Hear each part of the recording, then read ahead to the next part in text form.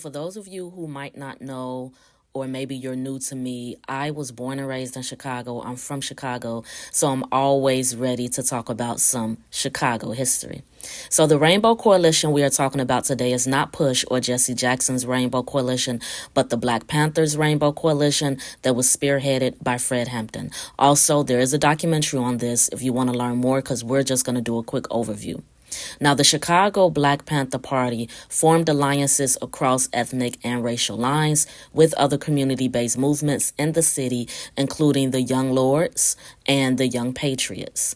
The Young Lords were Puerto Ricans, the Young Patriots were Southern whites. Chicago has always been a segregated city, and back then it was considered the most segregated city in America. Everybody is pretty much in their own areas. So Lincoln Park at the time was 40% Puerto Rican.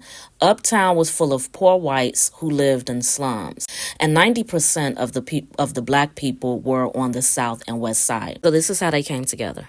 First, Robert Lee, who went by Bob Lee or Bobby Lee, he was the Panthers field secretary, and he made contact with the Young Patriots. Remember, they are the whites from Uptown. Then Fred Hampton made contact with the Young Lords, the Puerto Ricans. Now, we should all know Fred Hampton by now, but if you don't, he was the chairman of the Illinois division of the Black Panther Party, very powerful and passionate activist at such a young age, so much so that he was murdered by the FBI and the Chicago Police Department in a raid on his home on December 4th, 1969. Now, earlier that year, Fred Hampton and his contingent of Illinois Black Panthers went looking for a Puerto Rican kid by the name of Cha-Cha, named José Cha-Cha Jiménez, in Chicago's Lincoln Park neighborhood, because Fred had read in the paper that the Young Lords was doing a protest against police brutality, where they had locked themselves in the 18th District Police Station along with the police commander and the media to protest the ongoing police harassment of Latino residents. Now, the Young Lords, like I said, they was a Puerto Rican street gang that self-identified as revolutionists, nationalists who rallied for Puerto Rico's independence. So anywho, the Young Lords formed on the streets of Chicago as a gang, but in 1968, by 1968-69, they declared themselves a human rights organization. Long story short, Fred took them under his wing, and he and Cha-Cha will go on to found the original Rainbow Coalition along with Young Patriots leader William Preacherman Fesperman. Now, everybody ain't like that, because the Young Patriots was walking around wearing that flag.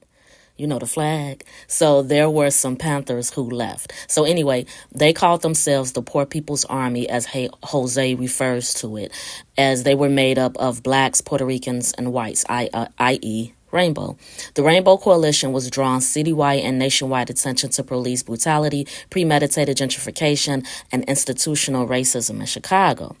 The Black and Latino activists became natural allies because both communities had been battling Italian, German, Irish, and other white street gangs that were enforcing redlining at the street level.